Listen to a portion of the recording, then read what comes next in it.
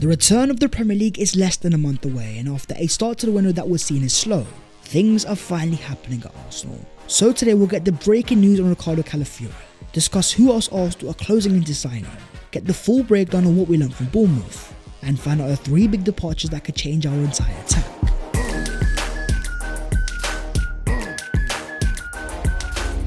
Yo, what is going on, guys? My name is Baz14. Welcome back to your boys channel, and I hope you guys are doing sensational. Your boy is reporting from Los Angeles, California, and of Arsenal's massive game against Manchester United. But before that, we've got a lot to break down. So, as per, smash a like on the video if you enjoy, subscribe to the channel if you are new. Currently speaking, we are less than 100 away from the big 200k. Let's make some history.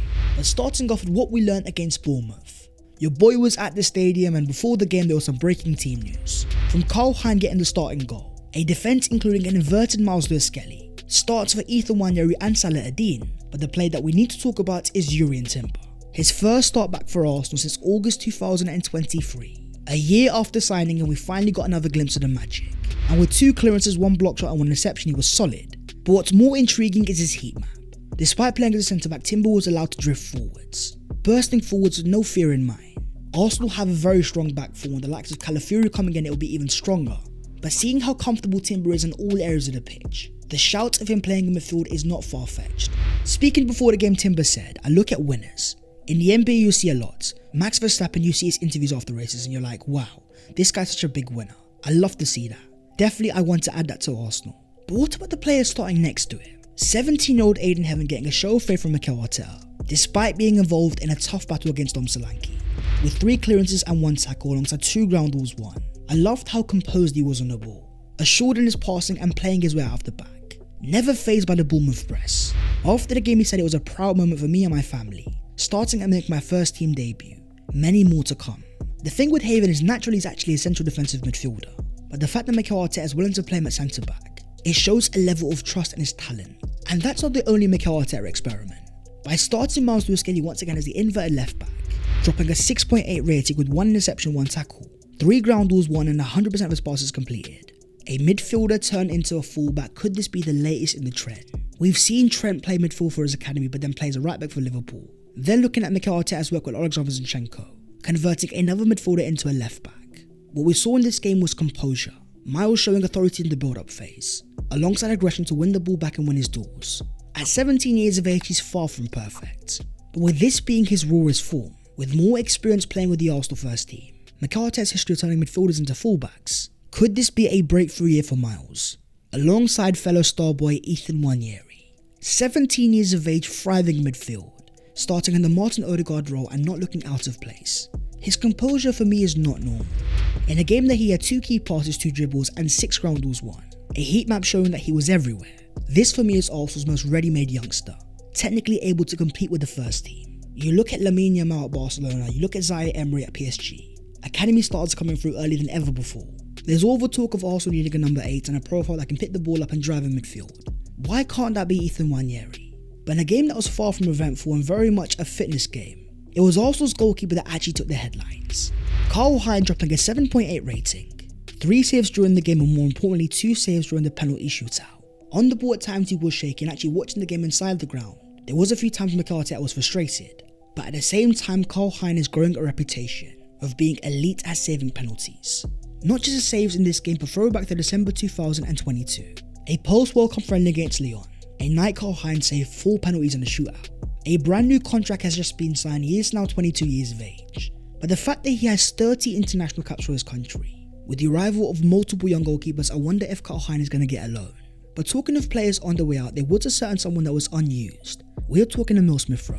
As Mikel Arteta said after the game, there are things happening in the background, and at the moment, we decided the best thing to do was keep him away from the game. Things are indeed happening, and that was confirmed by a David Ornstein exclusive. Fulham are closing in to reach an agreement with Arsenal to sign Emile Smith-Rowe, with talks over a move worth for £35 million. Not just a record signing for Fulham, but a record sale for Arsenal. This deal, my friends, is most certainly happening, and let's just say it's a little bit emotional. The idea of a Hill End boy that broke into the team in 2020 arguably saved Mikel Arteta's job in that game against Chelsea. Football's a game that's all about moving on, and this, my friends, is another case. Where in 2021 Arsenal used to play a 4-2-3-1, a formation suited to Emile Smith-Rowe playing as a number 10 on the left hand side. In 2024 Arsenal have changed. to then receive a club transfer record offer. Not only do Arsenal have a chance to make a massive profit in terms of FFP, but it would also give Emile Smith Rowe a chance to go out there and make a name again. As confirmed by Dharmesh Shah for Sky Sports News, Smith Rowe is in the US with the Arsenal squad awaiting agreement with Fulham, and then permission to have a medical and discuss terms. He is keen on making the move. Moving on to Arsenal's Here We Go. 3 famous words that every Arsenal fan begs to hear. In a transfer that's been so slow, with the Premier League season fast approaching, it's about time for Fabrizio Romano to deliver those 3 famous words. Confirming Ricardo Calafiori to Arsenal, here we go. Bologna and Arsenal have started to exchange documents, all sorted between Bologna and Basel.